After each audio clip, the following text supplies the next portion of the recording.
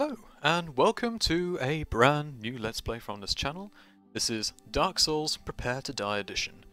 Dark Souls is a dark fantasy action RPG, known for its difficulty, as well as, among other things, its unique method of storytelling, its pretty tight mechanics, and, more importantly for me, its replay. I have invested so much time in this game because there are so many different ways to play it, and I love it. This time, I'm going to be doing another challenge run. It's one I've already done before with a different type of character than the one I'm going to make now. I'll discuss that later. But forget that shield. Basically, I'm not going to be using a shield. I'm going to be relying solely on my weapon, my dodging, and my armor.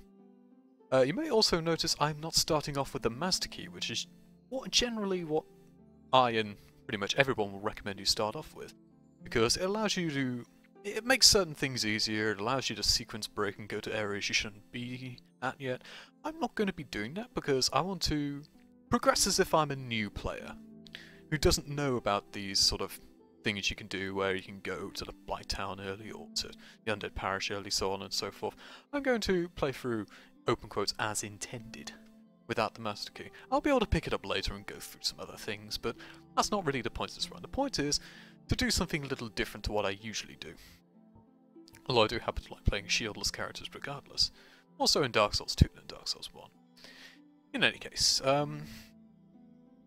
that's all I have to say at this point. I might as well let the game speak for itself from this point on. Oh, one more thing. The reason I picked this class is because they have pretty good melee stats, and also the intelligence, faith, and achievement will not be that difficult to level up. That should give you a hint on what kind of character I'm trying to make. Yeah, you'll see in a bit anyway. In any case, this is the introduction to Dark Souls.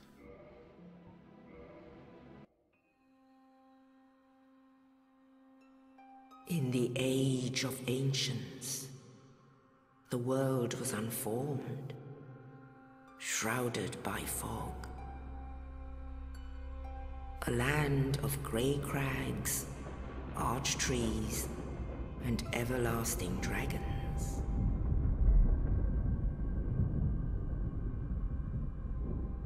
But then there was fire, and with fire came disparity. Heat and cold, life and death, and of course, light and dark.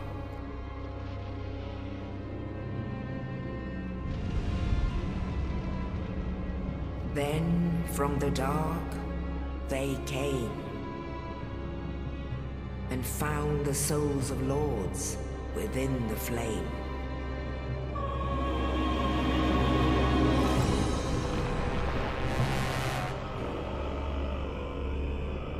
Nito, the first of the dead.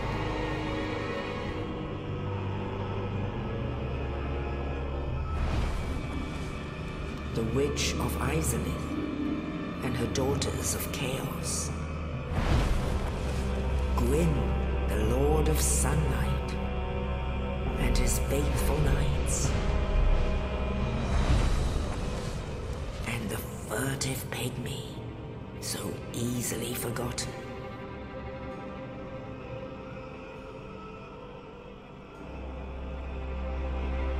With the strength of lords, they challenged the dragons. Gwyn's mighty lords peeled apart their stone skins. The witches weaved great firestorms. Nito unleashed a miasma of death and disease. And Seath, the Scaleless, betrayed his own, and the dragons were no more.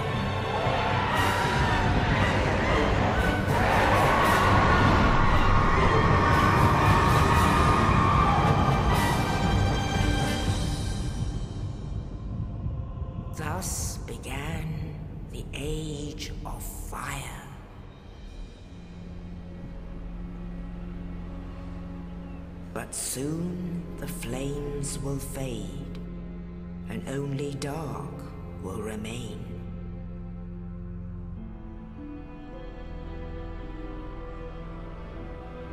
Even now, there are only embers, and man sees not light, but only endless nights. And amongst the living are seen carriers of the accursed dark side.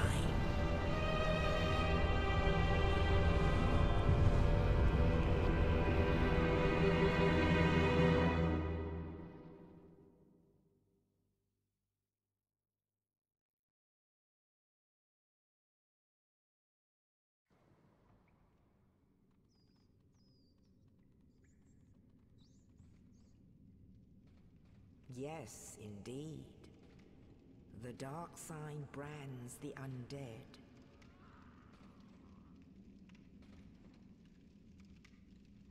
And in this land, the undead are corralled and led to the north.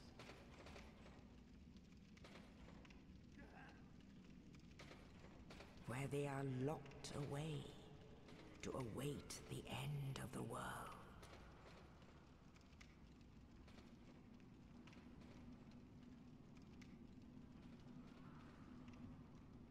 This is your fate.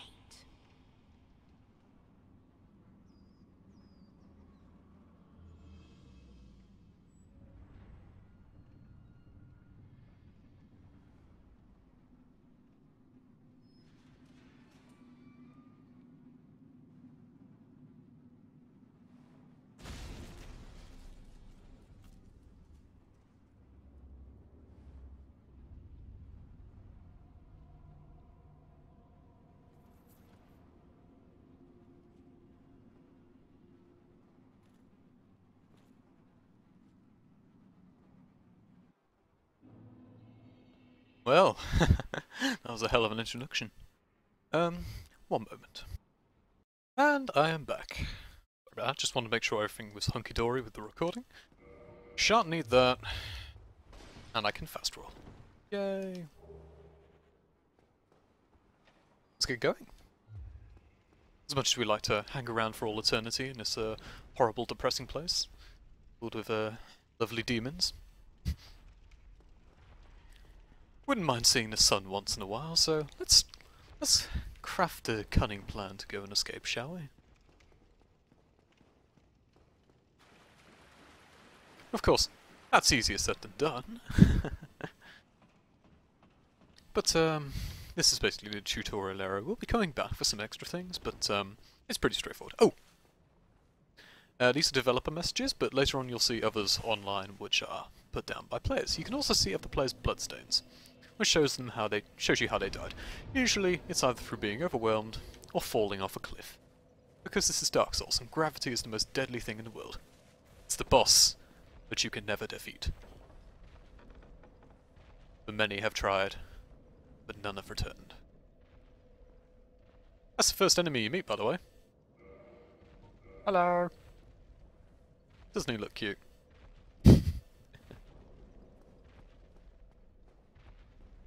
So naturally we're just going to beat him in one go using our fists. Nah, you just leg it. You can actually defeat him in the first go, and if you're particularly patient and skilled, you can actually do it with your fists. But yeah, I'm not doing that because I didn't pick black fire bombs, and I don't really need to. Instead, I shall pick up the sword.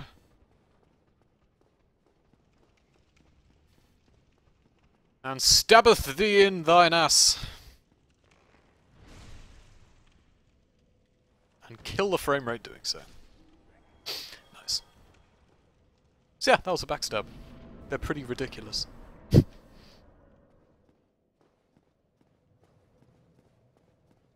Well, nothing bad could go from up these stairs. Oh god, there's a boulder!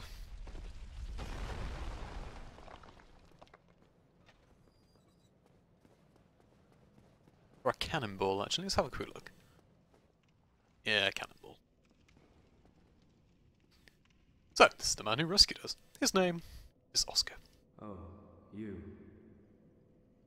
You're no hollow. Thank goodness. I'm done for, I'm afraid. I'll die soon, then lose my sanity. I wish to ask something of you. You and I, we're both undead. Hear me out, will you? Curiously enough, you can actually say no, and all he does is basically go like, alright, perhaps that was too helpful. Sod off then. But, we're not doing that. We actually want to hear what he has to say. Regrettably, I have failed in my mission, but perhaps you can keep the torch lit. There is an old saying in my family, thou who art undead art chosen, and thine exodus from the undead asylum maketh pilgrimage to the land of ancient lords. When thou ringeth the bell of awakening, the fate of the undead thou shalt know. Well, now you know, and I can die with hope in my heart. Oh, one more thing. Here, take this. An Estus flask. An undead favorite. Cheers! Oh, and this. Now I must bid farewell. I would hate to harm you after death. So go now, and thank you. Right, the only reason I know his name is Oscar is because he originally had a much larger role, as somebody found out in the story, and that ultimately got cut out. And there he goes. Hello.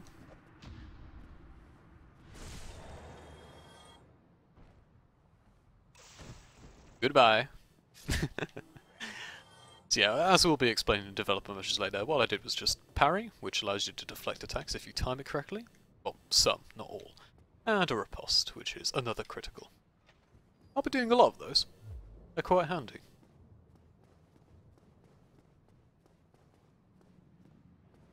And I'm still not entirely sure whether I actually want to use a bow or not with this character. I'm almost certainly not going to be using it that often, that's for sure. Those of you who are wondering what the character is that I make, it's basically meant to be Clara or Claire from Claymore. You know, I'm kind of a fan of that series. Well, used to be, and it's not so much now. It's kind of jumped the shark ridiculously, but yeah. So I'll be using the titular Claymore, as well as another boss weapon. Find out later, which is why I'm investing so much in intelligence and faith. Those of you who played the game will already know what that is by now, just by the mere mention of the requirements. I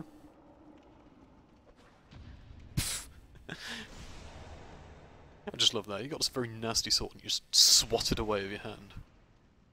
Ridiculous. This game is hard. I kid. Anyway, we have a demon to slay. Good evening, sir. Would you like a sword to the face? Would? Well, I can happily provide. Weirdly enough, that did a lot more damage than the broadsword when I was a knight originally. Just musing to myself, sorry. Very strange.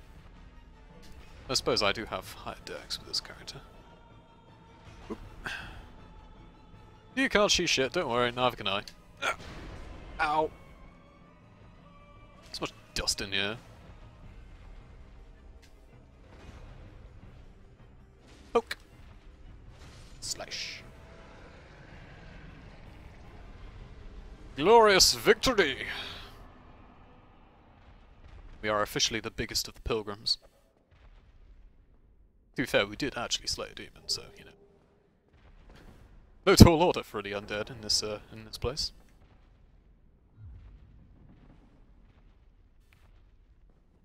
Now. Nice 2,000 souls and a humanity. Humanity is basically what allows you to do a lot of the online stuff, that is to say, summon other players and NPCs, get invaded by other players and NPCs, that sort of deal. It also provides some stat increases to resistance, to item discovery, so on and so forth. Yeah, it's definitely useful. You'll see more about mechanics later. Anyway, that was where you can find a soul, and I just went past it before I go. I'm not sure if you can do it now, but there is that nest over there, you walk over towards it, and you start to hear a crow talk. I think that's only when you come back here. And you can trade items with that crow. It's actually quite handy. Some pretty good ones too, like some ridiculous ones. Like you trade a sack and you get this massive demon hammer. Pretty awesome, pretty awesome. Only in the ancient legends it is stated that one day an undead shall be chosen.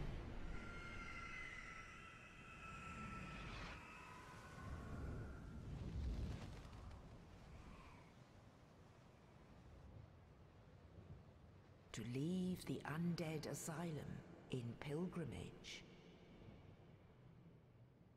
to the land of the ancient lords. Lordran. See what you did there.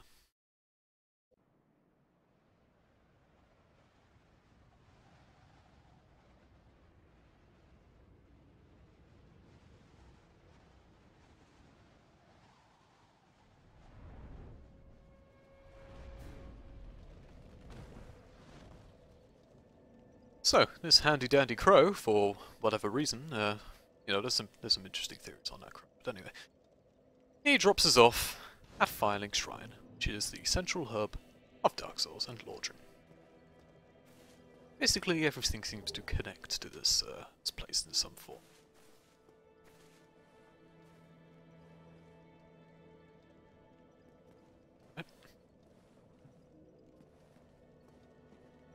See what this amazing hint is.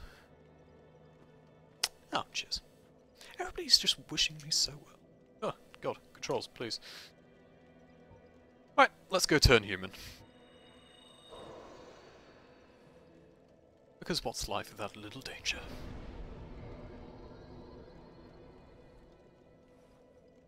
Frame. Rate. Slurring. No.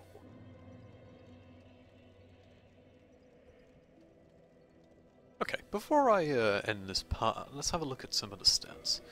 Vitality increases your health, as you can see there. Attunement increases your attunement slots, which is what you use for casting. Endurance raises not just your stamina, but also your equipment load. Strength increases your strength, which increases the attack rating of certain weapons, and allows you to wield certain weapons that require a lot of strength. Same for dexterity. Resistance, pretty much useless. Intelligence allows you to cast certain spells, and it detects how powerful those spells are when you cast them. Same goes for faith, but with miracles. And humanity, lastly, let's actually go to center on it. Number of black sprites within one of the bosom, or is colloquially called soft humanity. Symbolizes human nature and determines item discovering resistance to curses. And also determines online capabilities. It doesn't stop... being hollow doesn't stop you doing things like invading other people or being summoned by other people. Indeed, those are two good ways you can get humanity back.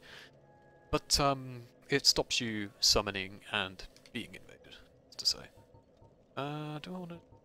there's some NPCs I need to talk to. That's in a moment. Alright, welcome back. First order of business around Firelink Shrine is let's get talking to some NPCs. Oh, and a little hint, it's not really that necessary, but if you're worried about accidentally aggroing NPCs, just take off your weapons. Oh, and I forgot to do this last time. Let's have a look at the description here. Old ring from an old witch, engraved minutely with indecipherable script, but seemingly useless. Now, if you were paying attention to the intro, you would know what that old witch is attributed to, and where that links. It will help us talk to an NPC later on, but that's quite a while away. All it does is just provide extra insights in terms of character and lore, which I like. Anyway, hi there, chap. Well, what do we have here? You must be a new arrival. Let me guess, fate of the undead, right? Well, you're not the first, but there's no salvation here. You'd have done better to rot in the undead asylum. But too late now. Well, since you're here, let me help you out. There are actually 2 bells of awakening. One's up above in the undead church. The other is far, far below, in the ruins at the base of Blight Town. Ring them both, and something happens. Brilliant, right? Not much to go on, but I have a feeling that won't stop you. So, off you go. It is why you came, isn't it? To this accursed land of the undead? What a nice, cheerful chap, eh? Just have a look at his sour face. What? You want to hear more? Oh, that's all we need. Another inquisitive soul. Well, listen carefully then. One of the bells is up above in the undead church, but the lift is broken. You'll have to climb the stairs up the ruins and access the undead burg through the waterway. The other bell is back down below the undead burg, within the plague-infested Blight Town. But I'd die again before I step foot in that cesspool. No kidding. So basically he's just telling you that's the way you want to go to get to the Undead Burg and one of the Bells of Awakening, and also that there's a path down that way that leads to Blighttown. A little bit more long-winded than he makes out. Bloody hell, what is it now? You ask too many questions. Well, excuse me. Anyway, there's one other NPC to talk to, and he is all the way over here.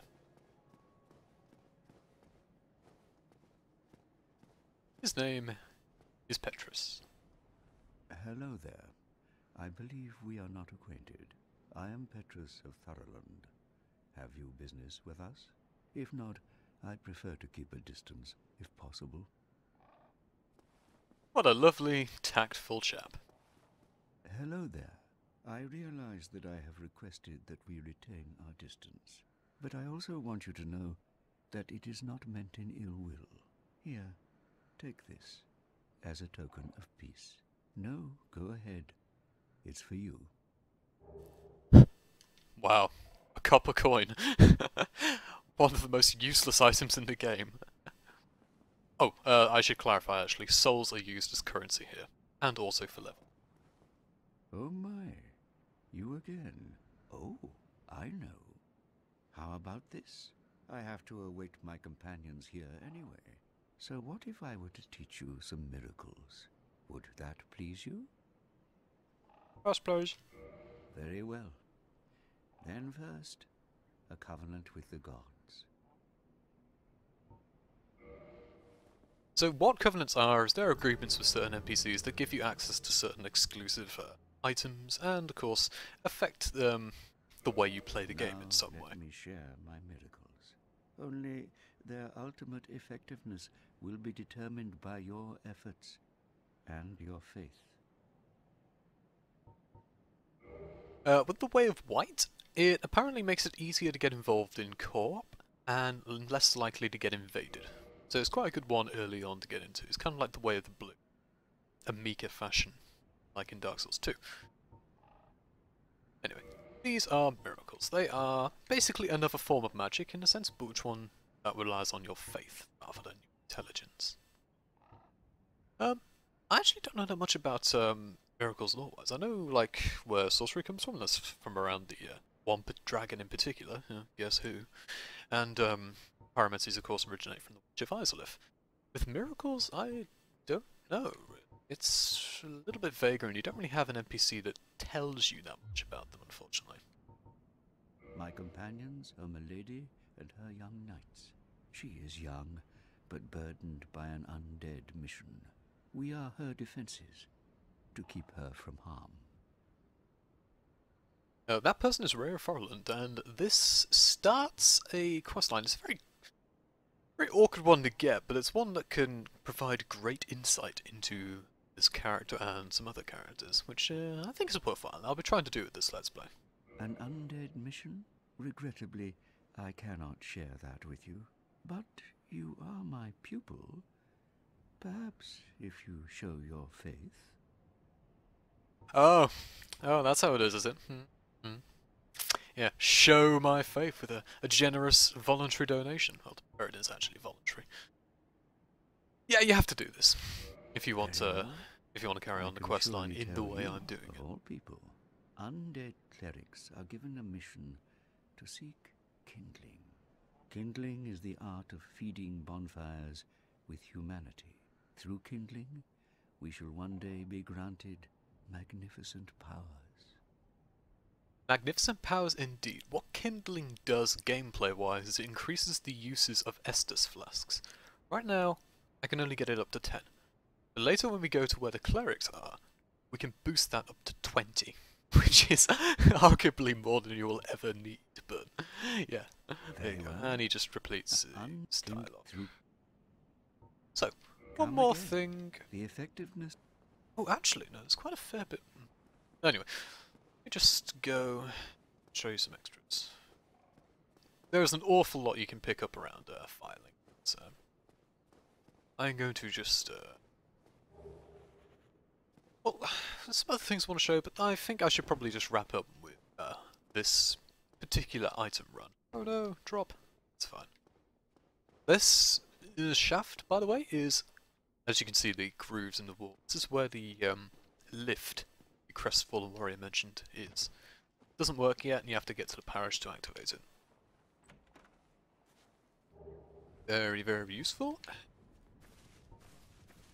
And of course, there's some extras. So yeah, don't bother buying a talisman from Petrus, you can get one for free. And the Morning Star is also very useful. The bleed effect is ridiculous in Dark Souls 1. Vastly different to what it is in Demon Souls, where it's damage over time, and in Dark Souls 2, where it's basically just cuts your stamina. Bleed is block damage, percentage-wise, that just builds up and then just shreds you in one go. It's ridiculous. Ridiculously good. So, first order of business. Winged Spear.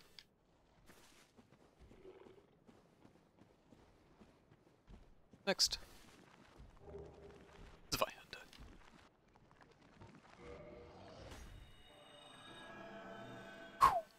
Almost got cleaved. Anyway, that's an easy way to get some really good weapons. If you have high strength, you can two-hand the Zweihander, or if you have high dex like me, I should be able to use this. I stand corrected, I cannot. Well then, I might as well use the Morning Star.